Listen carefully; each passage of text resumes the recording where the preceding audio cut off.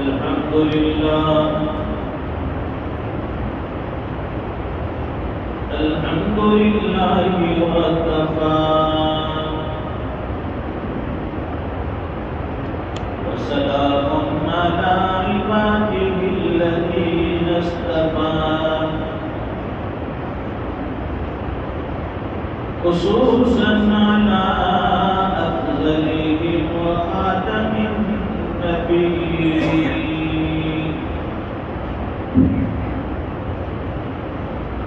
محمد الأمين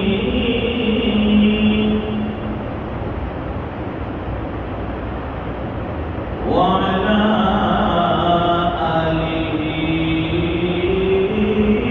وأصحابه أجمعين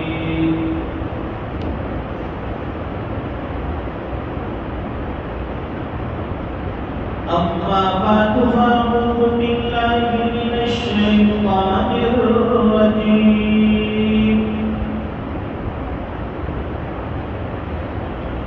بسم الله الرحمن الرحيم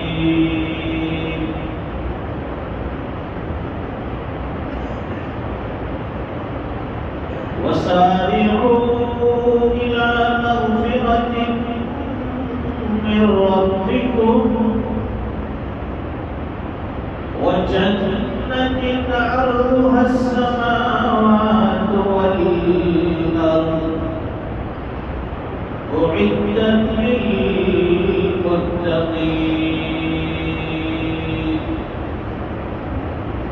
صدق الله العظيم اللهم صل على سيدنا ومولانا محمد وعلى آل سيدنا محمد وبارك وسلم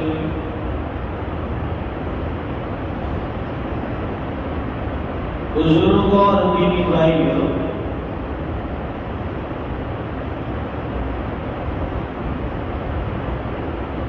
انسان جب اپنی حقیقت پر غور کرتا ہے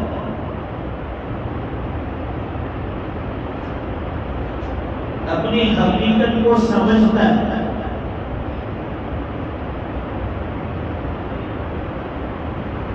کہ کس طرح سے اسے اللہ تعالیٰ نے بنایا پیدا کیا،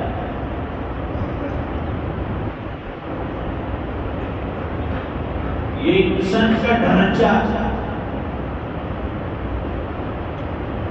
اور اس کی باڈی کے جو اعضاء ہیں اللہ تعالیٰ نے کس طرح سے لگایا،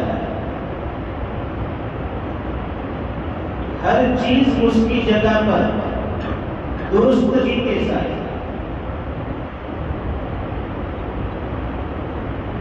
جہاں ہاتھ کی ضرورت تھی وہاں اللہ نے ہاتھ لگا دی، جہاں پیر کی ضرورت تھی وہاں پیر لگائے، آنکھوں کی ضرورت تھی وہاں اللہ نے آنکھیں لگا دی۔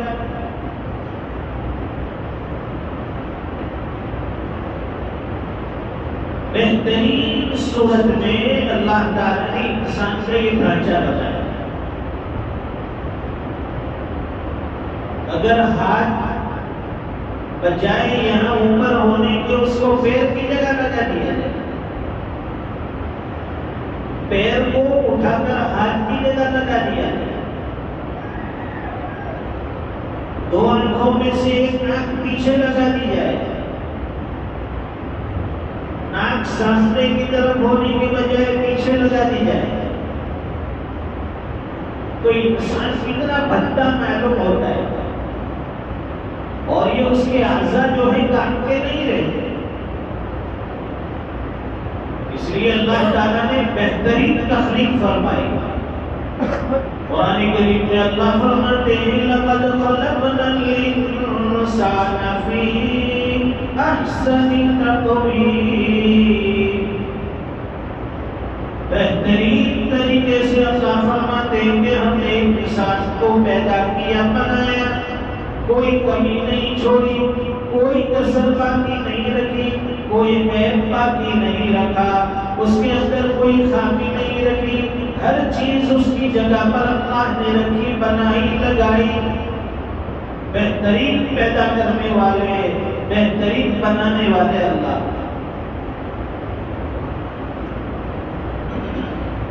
فرماتے ہیں کہ انسان اپنی حقیقت پر غور کر لے، دنیا کو چھوڑ دے۔ یہ دنیا کی چیزوں میں سوچنا، سمجھنا، غور کرنا چھوڑ دے، صرف اپنی باڈی پر، اپنی ذات پر غور کرے، مجھے اللہ نے کس طرح سے بنایا۔ تو پھر اللہ کی قدرت، اللہ کی طاقت، اللہ کی ربوبیت، اللہ کی خالقیت پر اس کا یقین مضبوط ہو جائے گا۔ مثال کے طور پر آپ کے پاس ایک گاڑی ہو، آپ گاڑی چلائیں گے 2 مہینے، 4 مہینے، 6 مہینے، زیادہ سے زیادہ 1 سال، اس کے بعد اس کو ٹیوننگ کی ضرورت ہوگی۔ ٹیوننگ کرو بھائی، ٹین اپ کرو، گیرج میں لے جاؤ، اس کا آئل چیک کرو، اس کے سارے پارٹس چیک کرو، بریک چیک کرو، لائٹ چیک کرو، انجن چیک کرو، اس کا ہیڈ چیک کرو، ساری چیزیں چیک ہوتی ہے، اور ان میں سے اکثر کے اندر خرابی آ جاتی ہے۔ بھائی فلاں پارٹ گیا ہے، فلاں پارٹ گیا ہے، فلاں چیز ڈالنے کی ضرورت ہے۔ 1 سال کے اندر یہ حال ہوتا ہے گاڑی کا۔ اللہ تعالیٰ نے انسان کی یہ باڈی بنائی اور اس کے اندر اتنے سارے پارٹ لگے، کان ہے، آنکھ ہے، ناک ہے، دانت ہے، ہاتھ ہے، پیر ہے، یہ باہر کا سسٹم ہے۔ اندر میں قیمتی چیزیں، انسان کے پھیپھڑے، اس کے گردے، اس کی کلیجی، کڈنی، اس کا لیور، یہ ساری قیمتی چیزیں لگائیں۔ لیکن کیا سال میں کبھی اس کی ٹیوننگ کی اور اس کی سروس کی ضرورت آئی؟ نہیں۔ اللہ ماشاء اللہ زندگی میں کبھی کبھار کوئی ایسی بیماری آ جاتی ہے کہ انسان کا کوئی عضو خراب ہو گیا۔ اللہ تعالیٰ نے اتنے قیمتی اعضاء عطا فرمائے، اتنے مضبوط اعضاء عطا فرمائے کہ جو زندگی بھر اس کو ساتھ دیتے ہیں، اس کے کام آتے ہیں۔ ان ساری چیزوں پر غور کرنے کے بعد انسان کو اللہ کے ایک ہونے کا یقین ہو جاتا ہے، اس کی طاقت کا یقین ہو جاتا ہے۔ انسان کے دل میں داعیہ اور جذبہ پیدا ہوتا ہے کہ جس خالق نے مجھے بنایا، جس مالک نے مجھے پیدا کیا، اس اللہ کی عبادت کرنی چاہیے، اس اللہ کے گن گانے چاہیے، اس اللہ کی وحدانیت کو بولنا چاہیے، اس اللہ کی یکتائیت کو گانا چاہیے۔ جب یہ داعیہ پیدا ہوتا ہے تو پھر انسان آہستہ آہستہ نیکی کی طرف آگے بڑھتا ہے۔ شیطان بڑا چالاک ہے، وہ ایمان والوں کو نیکی سے روکتا نہیں ہے۔ معلوم ہے کہ یہ ایمان والا ہے، نماز ضرور پڑھے گا، اس لیے وہ اس کے دل میں یہ نہیں ڈالتا ہے کہ مجھے نماز نہیں پڑھنی ہے، مجھے تلاوت نہیں کرنی، مجھے روزے نہیں رکھنے، بلکہ نیکی کا جو جذبہ پیدا ہوتا ہے اس جذبے کو تھوڑا سا ڈھیلے کرتا ہے، ٹال مٹول کرتا ہے۔ دل میں جذبہ پیدا ہوا کہ نماز پڑھ لوں، شیطان پھر اس کو پٹی پڑھاتا کہ آج چھوڑ دے، کل سے پڑھ لینا، آج یہ نیکی کرنا چھوڑ دے، کل سے کر لینا۔ پھر کل آتا ہے، پھر اس کے دل میں بات ڈالتا ہے کہ ابھی کل کر لینا، تو نیکی کا جذبہ اس کا شیطان ٹھنڈا کر دیتا ہے، اس کو نیکی کرنے نہیں دیتا ہے۔ اس لیے فرمائیں کہ جب بھی دل میں جذبہ پیدا ہو نیکی کا، کوئی داعیہ پیدا ہو، تو فوراً وہ نیکی کر لی جائے، ورنہ شیطان ہمیں نیکی سے روک دیتا ہے۔ بار بار ہمارے دل میں جذبہ پیدا ہوتا ہے، داعیہ پیدا ہوتا ہے، کسی کی مدد کرنا، کسی کو اچھی بات بتانا، کسی کا دکھ درد دور کرنا، کوئی جھگڑا ہو رہا ہے اس میں صلح کرا دینا، کہیں فتنہ ہے اس فتنے کو دور کر دینا۔ یہ سارے نیکی کے کام ہیں، ایک مومن کے لیے نیکی سے بڑھ کر کوئی چیز نہیں۔ تو جب بھی نیکی کا داعیہ پیدا ہو فوراً اس پر عمل کیا جائے۔ دیکھیے غزوہ تبوک کا موقع، اس پر صحابہ کرام کا مضبوط عمل، نیکی کا داعیہ پیدا ہوا فوراً نیکی کر لیا۔ ہم لوگ ٹھنڈے پڑ جاتے ہیں، ایک دن کر لیا، دوسرے دن کر لیا، پھر چھوٹی۔ صحابہ کرام کا اس پر مضبوطی سے عمل۔ غزوہ تبوک کا موقع، سخت گرمی کا زمانہ، ایسی گرمی ہم نے کبھی نہیں دیکھی، آسمان سے گویا کے انگارے برستے ہیں، زمین آگ اگلتی ہے، سخت گرمی کا موسم، اور 1200 کلومیٹر کا صحرائی سفر ہے جنگل کا، اسباب کچھ بھی نہیں ہے، ساز و سامان کچھ نہیں ہے مسلمانوں کے پاس۔ اب اس میں اللہ کے نبی کی طرف سے اعلان ہوتا ہے کہ یہ کفیل عام ہے، ہر شخص اس میں حصہ ہے۔ حضور پاک صلی اللہ علیہ وسلم اعلان فرماتے ہیں مسجد سے کہ غزوہ تبوک کا موقع ہے، مسلمانوں کو سواری کی ضرورت ہے، مسلمانوں کو مال کی ضرورت ہے، سب اس میں بڑھ چڑھ کر حصہ ہے۔ اور فرمایا، سب سے بڑی بات اللہ کے نبی نے فرمائی کہ جو بھی اس میں اپنا مال لگائے گا، جو بھی مال کی قربانی دے گا، اللہ کے رسول فرماتے ہیں کہ میں اس کے لیے جنت کی ضمانت دیتا ہوں۔ اس سے بڑھ کر کیا ہوگا؟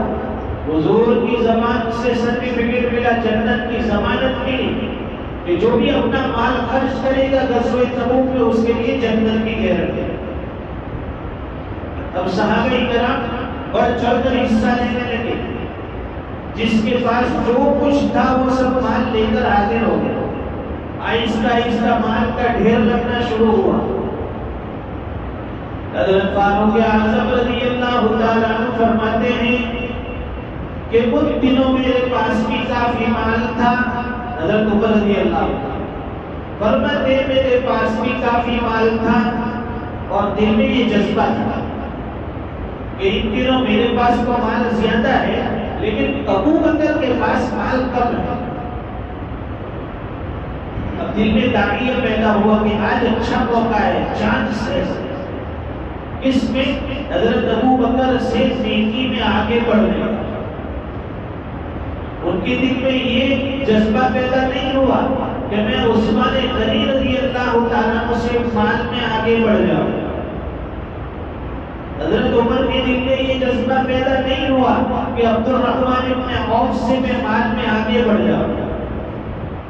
جذبہ پیدا ہوا تو یہ ہوا کہ آج میں حضرت ابو بکر سے نیکی میں آگے بڑھ جاؤں، بہترین چانس۔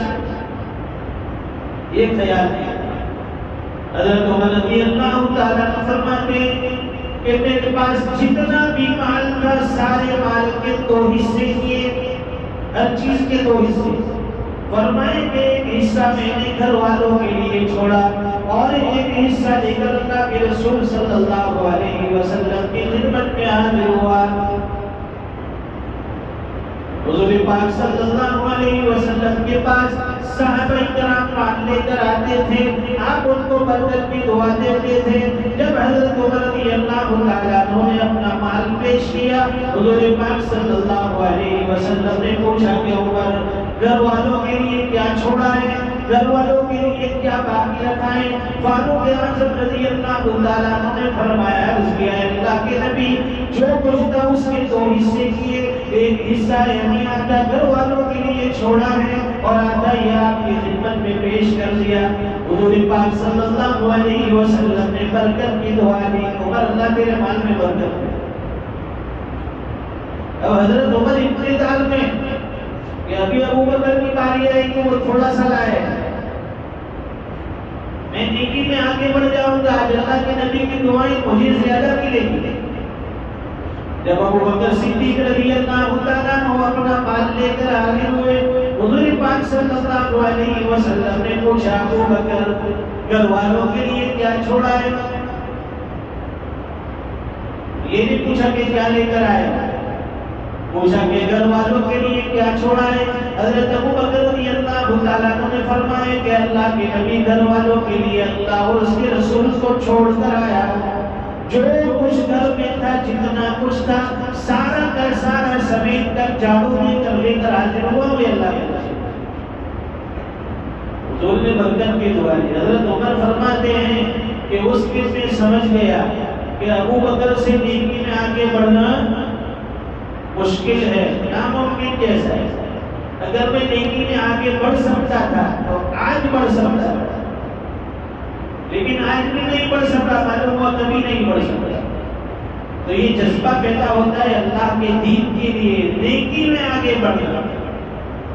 صحابہ کرام کا جذبہ نیکیوں میں آگے بڑھنا تھا، مال و دولت میں آگے بڑھنا، ریس لگانا، یہ صحابہ کا جذبہ نہیں تھا۔ یہ اس دور کے مسلمانوں کے دل کا داعی اور جذبہ ہے، میں فلاں سے مال میں آگے بڑھ جاؤں، میں فلاں سے جائیداد میں آگے بڑھ جاؤں، میں فلاں سے پراپرٹی میں آگے بڑھ جاؤں۔ حضرت عبداللہ ابن مبارک رحمۃ اللہ علیہ بہت بڑے اللہ کے ولی بزرگ گزرے، بہت بڑے محدث ہیں، فقیہ ہیں، زاہد ہیں، صوفی ہیں۔ فرماتے ہیں کہ زندگی کا ابتدائی حصہ میرا مالداروں کے ساتھ گزرا، مالداروں کی محفل میں بیٹھنا، کھانا پینا۔ فرماتے ہیں کہ مجھ سے بڑا دکھی، مجھ سے زیادہ پریشان کوئی نہیں تھا، اس لیے کہ جہاں جاتا ہوں، جس دوست کی محفل میں جاتا ہوں، دیکھتا ہوں کہ میری سواری سے اس کی سواری اچھی، میرے کپڑے سے اس کے کپڑے اچھے ہیں، میرے مکان سے اس کا مکان اچھا ہے، دل میں کڑک پیدا ہوتی ہے، تکلیف ہوتی ہے۔ فرماتے ہیں کہ بعد میں نے مالداروں کی صحبت چھوڑ دی اور کم درجے، جو دنیاوی اعتبار سے کم درجے کے لوگ تھے، کم حیثیت کے لوگ تھے، جن کے پاس مال و دولت کم تھا، ان کی صحبت میں بیٹھنے لگا۔ فرماتے ہیں میں نے آرام پا لیا، سکون مل گیا۔ اس کے لیے اب جہاں بھی میں جاتا ہوں، دیکھتا ہوں کہ میرا لباس اس کے لباس سے اچھا ہے، میری سواری اس کی سواری سے اچھی ہے، میرا مکان اس کے مکان سے اچھا ہے۔ اس لیے فرمایا حضور پاک صلی اللہ علیہ وسلم فرماتے ہیں کہ دین کے معاملے میں اپنے سے اوپر والے کو دیکھو اور دنیاوی معاملے میں اپنے سے نیچے والے کو دیکھو۔ نیکی کے معاملے میں اوپر والے کو دیکھو، اس میں نیچے والے کو مت دیکھو۔ میں 5 وقت کی نماز پڑھتا ہوں، اب نیچے والے کو دیکھتے ہو تو 2 وقت کی پڑھتا ہے، تو شکر گزاری کی توفیق نہیں ہوگی۔ اب 5 نماز پڑھنے والے سے اوپر والے کو دیکھو، فلاں آدمی تو اشراق بھی پڑھتا ہے، فلاں چاشت بھی پڑھتا ہے، فلاں تہجد کا پابند ہے، تو دل میں داعیہ پیدا ہوگا کہ میں بھی اشراق کی پابندی کروں، میں بھی چاشت پڑھوں، میں بھی اوابین پڑھوں، میں بھی تہجد پڑھوں، دل میں داعیہ پڑے گا۔ روزانہ کوئی ایک بارے کی تلاوت کرتا ہے، اس کو دیکھو کہ بھائی یہ 1 بارے کی تلاوت کرتا ہے، میں 2 بارے کی کروں، وہ 2 کرتا ہے، میں 3 کی کروں۔ اور دنیاوی اعتبار سے معاملے میں اپنے سے نیچے والے اس میں اپنے سے زیادہ والے کو مت دیکھو۔ اپنے پاس اگر موٹر سائیکل ہے، اللہ کا شکر ادا کرو، جن کے پاس نہیں ہے سائیکل والے اس کو دیکھو، اور اوپر والے کو مت دیکھو، کار والے کو، ٹیکسی والے کو، تو پھر شکر گزاری کی توفیق نہیں ہوگی، تکلیف ہوگی کہ میرے پاس تو موٹر سائیکل ہے، اس کے پاس تو ٹیکسی کار ہے بہتر ہے۔ نہیں، سائیکل والے کو دیکھو، اللہ کا شکر ہے کہ میں تو کک لگاتا ہوں، سیل لگاتا ہوں، گاڑی اسٹارٹ کرتا ہوں، جہاں چاہتا ہوں چلا جاتا ہوں، بیچارے کے پاس تو سائیکل کیسے چلتا ہوگا، کیسے زندگی گزارتا۔ ہمارے پاس سائیکل ہے تو اب اسکوٹر والے کو مت دیکھو، اب پیدل چلنے والے کو دیکھو۔ اللہ کا شکر ہے کہ اس نے مجھے سائیکل دے رکھی ہے، سامنے والے کے پاس تو سائیکل بھی نہیں ہے، وہ تو پیدل چلتا ہے۔ اس لیے قرآن کریم میں اللہ فرماتے ہیں وَسَارِعُوا إِلَىٰ مَغْفِرَةٍ مِّن رَّبِّكُمْ وَجَنَّةٍ عَرْضُهَا السَّمَاوَاتُ وَالْأَرْضُ أُعِدَّتْ لِلْمُتَّقِينَ۔ اس اللہ کی مغفرت کی طرف دوڑو، اس جنت کی طرف آگے بڑھو جس کی چوڑائی آسمان و زمین کے برابر ہے، اللہ نے متقی لوگوں کے لیے تیار کر رکھی ہے۔ اللہ تعالیٰ ہمیں دنیا کی حقیقت سمجھا دے، نیکیوں کا داعیہ اور جذبہ اللہ تعالیٰ ہمیں نصیب فرمائے۔ وآخر دعوانا الحمدللہ رب